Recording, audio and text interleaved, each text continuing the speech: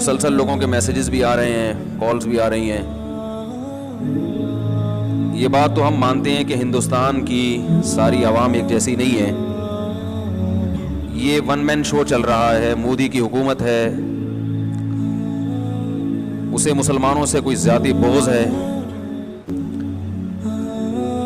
تو یہ ہندوستان کی عوام کا بھی فرض ہے اور پاکستان کی عوام کا بھی فرض ہے کہ وہ مودی کے خلاف احتجاج ریکارڈ کروائیں, اور کشمیری بھائیوں کے ساتھ جو وہ ظلم ہو رہا ہے اس میں ان کے دکھ درد میں شرکت کا اعلان کریں.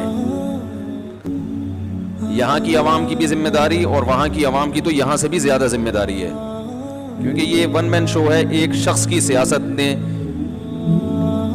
پورے مسلمان دنیا کو مقابلے میں لا کے کھڑا کر دیا ہے, اور ایک شخص کی سیاست پورے ہندوستان کو بدنام کر رہی ہے. بہت زیادہ ظلم ہو رہا ہے, وہاں کی جو فوجی مداخلت ہے بہت زیادہ ہو رہی ہے. تو وہاں کی عوام کا تو زیادہ حق بنتا ہے کہ وہ احتجاج کریں حکومت کے خلاف کہ ہم کشمیریوں پہ یہ ظلم برداشت نہیں کریں گے. اور کم سے کم درجہ سوشل میڈیا پہ اس آواز کو بہت زیادہ اٹھایا جائے. جو ظلم اور بربریت وہاں ہو رہی ہے اس کی تصویروں کو زیادہ سے زیادہ شیئر کیا جائے, تاکہ لوگوں کو پتہ تو چلے کم از کم. دعا کی جائے ان کے لیے, اور ظالموں کے لیے ہدایت کی دعا کی جائے, اور یہ بھی دعا کی جائے کہ اگر وہ ہدایت کے قابل نہیں ہے تو اللہ ان کو تباہ و برباد کرے. یہ جو کہا جاتا ہے کہ ہمارے نبی نے کبھی کسی کے لیے بد دعا نہیں کی, یہ 100% غلط ہے. ہمارے نبی رحمت للعالمین تھے, اور جو رحمت ہوتا ہے وہ ظالم کی ہلاکت ہی کی دعا کرتا ہے. حتی الامکان تو وہ کوشش کرتا ہے کہ ظالم راہ راست پر آ جائے. اگر ظالم راہ راست پر نہیں آتا تو ظالم کی ہلاکت کی دعا کرنا عین رحمت ہے. اگر آپ اس کی ہلاکت کی دعا نہیں کریں گے تو اس کا مطلب آپ یہ تو برداشت کر رہے ہیں کہ مظلوم پٹتے رہیں اور ظالم کو کچھ بھی نہ ہو. تو یہ جو آج نبی صلی اللہ علیہ وسلم کا ایک تصور پیش کیا گیا ہے نا کہ نہیں کسی کے لیے بد دعا نہیں, سب کے لیے محبت, سب کے لیے نرمی, نا نا نا نا نا نا. اسلام ایک دین فطرت ہے, وہ کبھی فطرت کے خلاف بات نہیں کرتا. دیکھیے نبی صلی اللہ علیہ وسلم نے ایک جاسوس کو پکڑا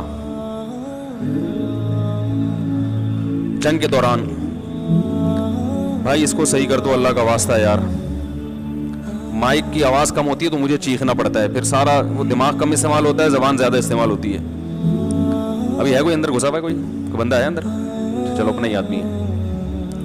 تو نبی صلی اللہ علیہ وسلم نے ایک جاسوس کو پکڑا, جاسوسی کرنے آیا ہوا تھا. آپ نے اس کو پکڑ کے حکم دیا اس کی گردن اڑا دو. ظاہر ہے جاسوس کی تو یہی سزا ہے, یہاں کے راز فاش کرے گا, نقصان پہنچائے گا اپنے ساتھیوں کو. وہ بڑا گڑ گڑانے لگا, رونے لگا, مجھے معاف کر دیں, میری 6 بیٹیاں ہیں, بیٹیوں کا واسطہ دینے لگا, وہ یتیم ہو جائیں گی, کیا بنے گا ان کا. آپ صلی اللہ علیہ وسلم نے اسے چھوڑ دیا. کچھ دنوں بعد دوبارہ پکڑا گیا, وہ کمبخت دوبارہ گرفتار ہو گیا. وہی کہا, حالانکہ نبی نے تو احسان کر کے چھوڑا تھا, دوبارہ آ گیا. تو آپ صلی اللہ علیہ وسلم نے حکم دیا اڑا دو اس کی گردن. پھر رونے لگا کہ آپ تو رحمت ہیں, میری 6 بیٹیاں ہیں. اس دفعہ آپ نے ترس نہیں کھایا, بلکہ فرمایا لا یلدغ المؤمن من جوہر مرتین, مومن ایک سوراخ سے 2 دفعہ نہیں ڈسا جاتا. سمجھ میں آ رہی ہے کچھ کہ نہیں آ رہی ہے؟ مومن ایک سوراخ سے 2 دفعہ, تبھی کہتے ہیں نہ اپنے آپ کو اتنا میٹھا بناؤ کہ ہر ایک نگل لے, نہ اتنا کڑوا بناؤ کہ لوگ تھوکنا شروع کر دیں.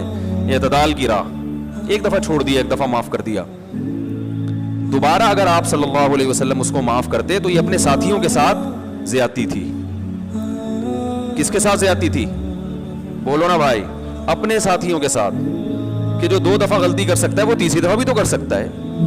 اگرچہ اس بات کا امکان ہے کہ اب اس نے سچی توبہ کر لی ہو, لیکن ہم عالم الغیب نہیں ہیں, اس کا بھی امکان ہے کہ جھوٹی توبہ کی ہو. تو معاملہ رسک کس کا ہے بھائی؟ اپنے ساتھیوں کا. ہمارے ساتھیوں کو قتل کروائے گا, ان کو نقصان پہنچائے گا. تو اب رحمت للعالمین کی رحمت اس بات کا تقاضا کرتی ہے کہ اپنے ساتھیوں پر رحم کیا جائے اور ایسے جاسوسوں کو نہ چھوڑا جائے. معاملات میں بھی ہم یہی کہ تو کشمیریوں کے ساتھ یکجہتی, وہ بھی ہمارے بھائی ہیں, اور خاص طور پہ زیادہ تر اس میں کلمہ گو ہیں, اور ظلم بھی زیادہ تر کلمہ گو مسلمانوں پر ہی ہو رہا ہے, چاہے وہ انڈیا کے ہی کیوں نہ ہو, مقبوضہ کشمیر کے ہی کیوں نہ ہو. اور انڈیا کا تو ویسے بھی کشمیر پر ناجائز دعویٰ ہے, آج تک وہ حل نہیں ہوا.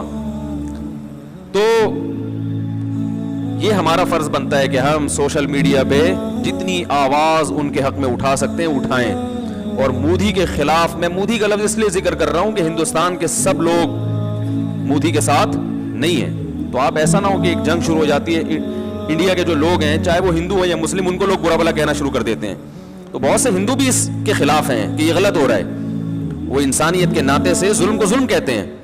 تو اس کو انڈیا پاکستان کا مسئلہ نہ بنایا جائے, اس کو مودی کی ذات کا مسئلہ بنایا جائے اور اس کے خلاف, کیونکہ جب تک مودی نہیں تھا تو یہ کچھ نہیں ہو رہا تھا.